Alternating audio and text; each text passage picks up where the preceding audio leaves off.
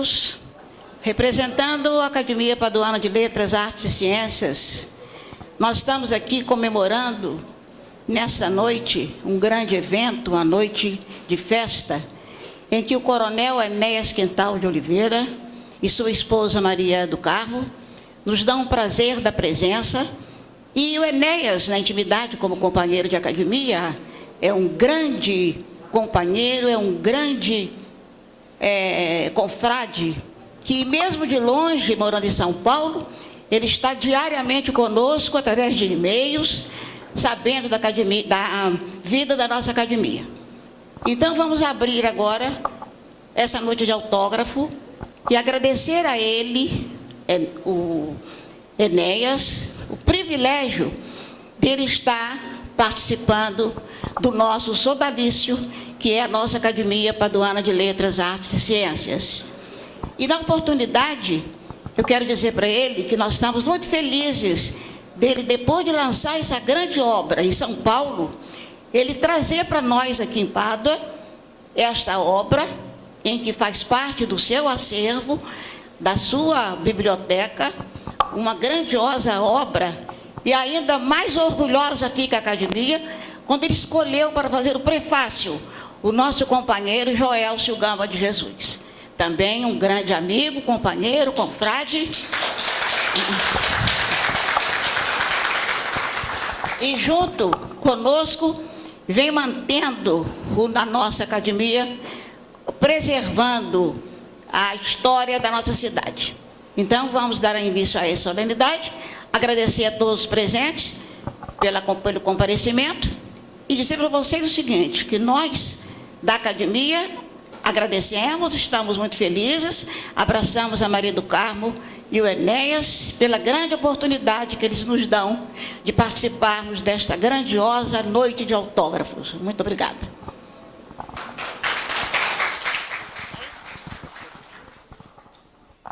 Bem, nós registramos também com prazer a presença da TV Pádua, nosso amigo João Batista Fonseca, hoje TV Rio Noroeste, não é? Conosco aqui, dando cobertura total a essa sessão de autógrafos. Vamos então convidar para usar a palavra o autor Enéas Quintal de Oliveira. Boa noite a todos. Mais uma vez, estou aqui, na graça de Deus, contando com o carinho de todos vocês que aqui estão me prestigiando. Na cobertura, tenho aqui a Tereza Caldas, a presidente da academia, que juntamente com as minhas amigas e meus amigos acadêmicos, também dão toda essa força para que esse evento se realize. A cobertura da TV Pádua, TV Rio Noroeste, né, do amigo João Batista e sua equipe, o suporte do logístico do teatro e da turma de som. Então, eu sou muito grato a todos vocês por esta honra em tê-los aqui mais uma vez. Algumas pessoas não estiveram aqui no lançamento dos primeiros livros. Então, eu vou fazer uma passagem rapidamente, para não ser cansativo, falando sobre o que eu escrevi até então. Este foi o primeiro livro. Isso nada mais é do que uma tese que eu defendi no mestrado de Segurança Pública, que foi recomendado pela comissão julgadora que fosse publicado. E ele ficou por um longo tempo na prateleira da academia. E quando eu pude editá-lo, por conta própria, resgatei, aprimorei e transformei neste livro atualizado, mais direcionado à questão técnica, à polícia. Não poderia deixar de homenagear os entes queridos, meus irmãos, falecidos e vivos, minha esposa, meus filhos, minha professora primária, a primeira, que é uma acadêmica, a professora Lenise Marconi, a minha professora de música, a saudosa Adelaide Perlingeiro, mãe de Sandra, dois poetas paduanos e os netos. Então eu fiz as rosas e os cravos do meu quintal. As rosas do sexo feminino e os cravos, os masculinos.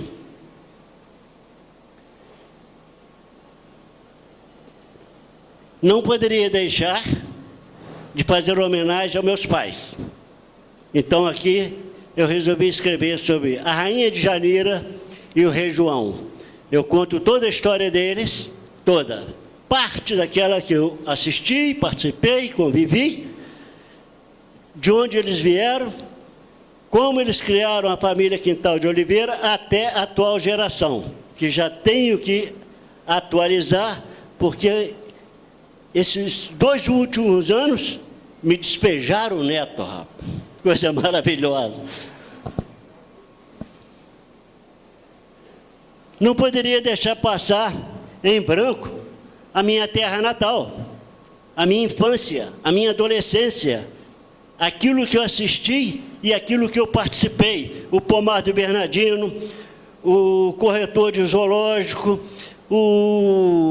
as donzelas, as gazelas, a ponte Raul Veiga, o rio Pomba, a estância hidromineral, a cidade das pedras. Então eu retrato isto como a saudade e coloquei o nome de Reminiscências Paduana, pequenos pedaços. Na cadeia mando eu, não sou eu quem mando. Na cadeia manda o vagabundo, manda o guarda, manda o polícia, manda o político, manda o juiz, manda direitos humanos, manda todo mundo. Por isso que essa bagunça geral. Então eu aproveitei a experiência.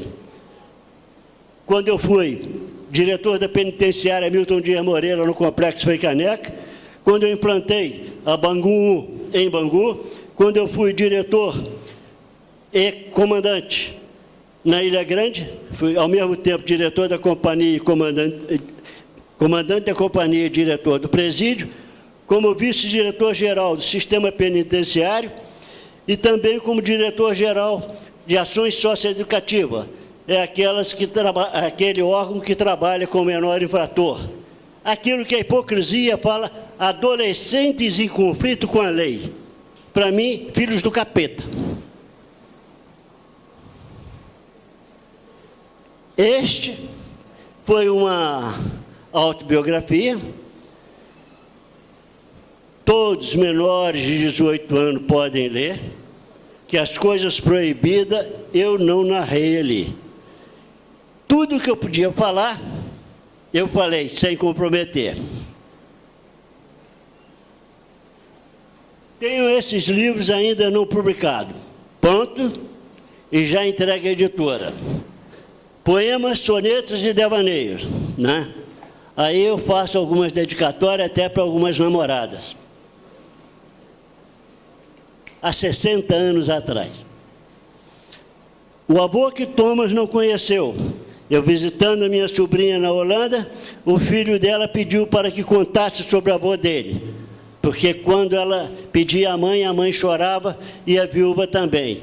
Trata-se do meu irmão mais velho, Enésio. E eu comecei a conversar. Quando eu ia embora, ele falou, tio, você pode escrever para mim? E no retorno eu já fui escrevendo. E aqui chegando, eu fui à Ilha de Paroquena, eu fui em Bitiguaçu, eu fui no quartel da PM, fui por onde meu irmão passou, peguei a foto, ele recebendo a espada do Juscelino Kubitschek, então presidente da República, e quando eu vi, tinha mais de 60 páginas. Aí eu escreve mais 20 e vamos em frente. Come, bebe, come e bebe. Pelas andanças nesse Brasil, várias comidas típicas, várias bebidas típicas.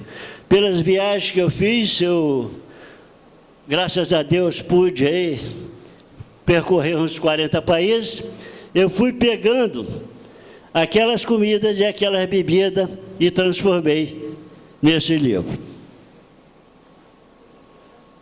Paralelamente aos livros, eu também me dediquei à literatura de cordel.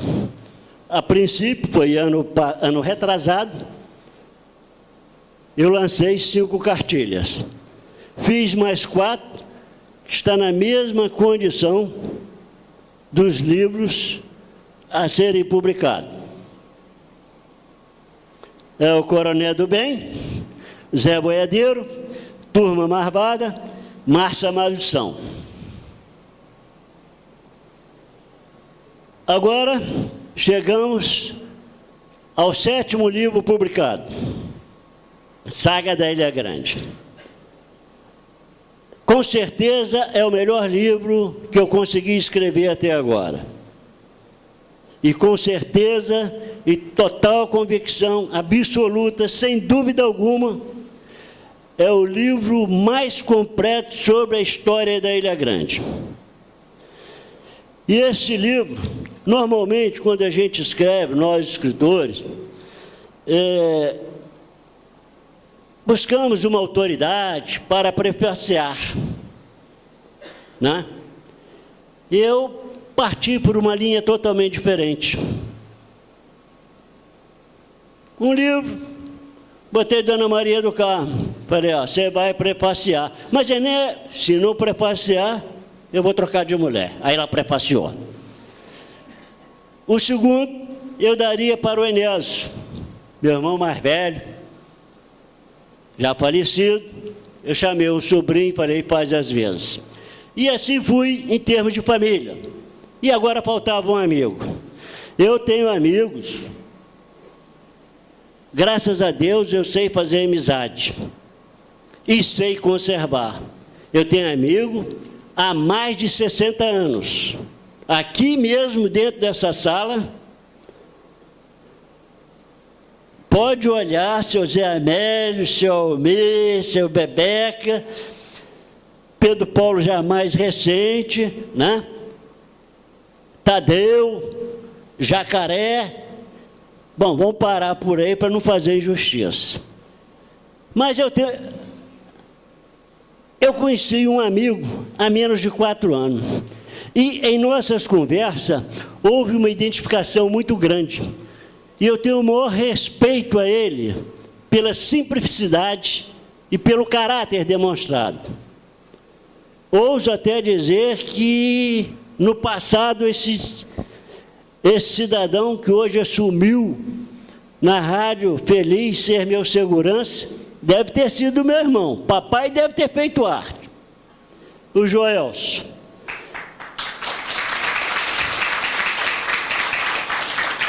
Até fiz uma dedicatória para o Joelso, dizendo, se a amizade é um casamento das almas, a nossa não aceita divórcio.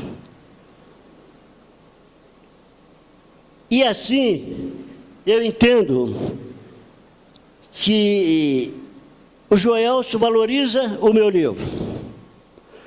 É uma oportunidade que eu tenho de homenagear a Academia Paduana, que sempre me acolheu, escolhendo um membro dela para prefaciar. E também homenageando duplamente o povo paduano. Primeiro, porque o autor desse livro, paduano nasceu na República Livre de Ibitiguaçu, capital de Santo Antônio de Pádua. E o Joelso não é de Pádua, mas está aqui em Pádua há mais de 40 anos. De repente, mais paduano que muito paduano. Entendida a questão do prefácio, vamos ao conteúdo desse livro. Se eu fizer uma pergunta aqui, quem descobriu o Brasil, quase que a totalidade vai dizer Pedro Álvares Cabral. Foi assim que nós aprendemos. Mas 2 meses antes de Cabral, por aqui passou Pinzon. Muitos e muitos anos antes de Pinzon, passaram os fenícios, que até colocaram o nome do Brasil BZRL, na língua ugarito, na língua deles. Se vocês perguntarem quem descobriu a Ilha Grande, vão falar Gonçalo Coelho, a Ilha Grande e Angra dos Reis. Mas antes de Gonçalo Coelho, passaram os índios. Antes dos índios, lá estiveram os primatas. Na Ilha Grande, antes do descobrimento do Brasil, há 100 anos, já era habitada. Quando a gente pega um livro sobre a Ilha Grande, a maioria dos escritores se prenderam a presídio, aquela sociedade cativa, quer dizer, aos marginais, muitos deles em Deus o marginal. É uma inversão de valores. Poucos falam algo da Ilha Grande que não seja presídio. Eu fui por uma linha diferente. Também pesquisei, também estudei. Eu não corri atrás, porque quem corre atrás chega atrasado. Eu corri na frente, para chegar em primeiro. Fui há 65 milhões de anos atrás, quando as placas tectônicas se deslocaram, aquele bloco de 198 quilômetros jogou ao mar, desgarrando de Angra dos Reis, Paraty e Itacuruçá, formando a Ilha Grande. Então, mostro a origem da Ilha Grande. Mostro os primeiros habitantes da Ilha Grande, que muitos historiadores alegam que os habitantes, o primeiro habitante da Ilha Grande eram os tamoios. Não. Nessa época, eles encontraram os tupinambás, que eram canibais. Só que o tupinambá, ao ver o homem branco, falou: somos tamuia. E aí a história ficou como índios tamoio. Não, somos tamuia, na língua tupi, quer dizer, somos os mais velhos do lugar. E o principal cacique dos tupinambás, naquela região, desde Angra dos Reis, Paraty, Itacuruçá, Itaguaí, era um índio tupinambá chamado Cunhambebe. Falo do povoamento, da escravidão dos índios, dos negros. A Ilha Grande foi o segundo maior entreposto no tráfico de escravos, das lavouras de cana-de-açúcar, café, prensagem da sardinha, fabrico de aguardente. Falo da fauna, da flora, falo da beleza da Ilha Grande. São 106 praias, 2 desaparecem de acordo com a maré. Eu esgoto todo o assunto da sociedade sadia, do paraíso. Aquele paraíso que durante 100 anos viveu na boca do inferno, porque a ilha, há 100 anos, foi uma ilha prisão. Desde 1884, os primeiros presos a chegarem na Ilha Grande foi quando Martim Afonso de Souza e o delegado de Rio de Janeiro pegou os bebuns, as prostitutas, e esconde na Ilha Grande. E depois houve as participações da Ilha Grande no cenário nacional, recebendo presos políticos da Era Vargas, Revolução dos Tenentes da Armada. Dom Pedro II esteve na Ilha Grande 5 vezes. Na última vez, ele foi preso no golpe da República. E à noite, a última noite que ele passou no Brasil ao ser deportado, ele ficou justamente com a família, bem alojado, no presídio do Lazareto, ao qual ele construiu em 1884. Entrei para dentro das facções criminosas. O crime não é de agora, as organizações não são de agora, desde a era pré-colonial, desde as invasões holandesa, inglesa, francesa, argentina, do tráfico para o Brasil, do ouro de Minas Gerais, da venda de negros, e a corrupção já existia, e o maior produtor de café, o rei do café, tá? Já era assim com Dom Pedro II, porque havia participação, chegou ao ponto de batizar 3 embarcações com o nome da esposa de Pedro II. E eu venho caminhando, aí eu mostro como surgiram as quadrilhas no cárcere, a briga entre elas, a formação de novas quadrilhas, a proliferação delas para outros estados, chegando ao PCC e mostrando que não é mistura de preso, não. A dinâmica das quadrilhas organizadas no Brasil são idênticas às 10 maiores quadrilhas internacionais. Então, tem muito mito, tem muita falácia. Eu aprendi também que o crime não compensa. A evolução foi tão grande que neste livro eu falo que o crime recompensa. O crime não compensa para os pequenininhos, mas para os tubarões, assaltam nosso país, roubam escancaradamente, fogem do país, voltam para aqui, se passam como vítima e recebem pensões poupudas. E se tudo isso ocorre no nosso país, a corrupção e a impunidade não é problema do Brasil, é problema do ser humano, é problema do mundo. Mas se ocorre no nosso país, não é culpa só e somente só de polícia. É culpa da Justiça e do Ministério Público. Esses 2 órgãos têm por obrigação punir, frear. Não vai acabar, mas vai diminuir.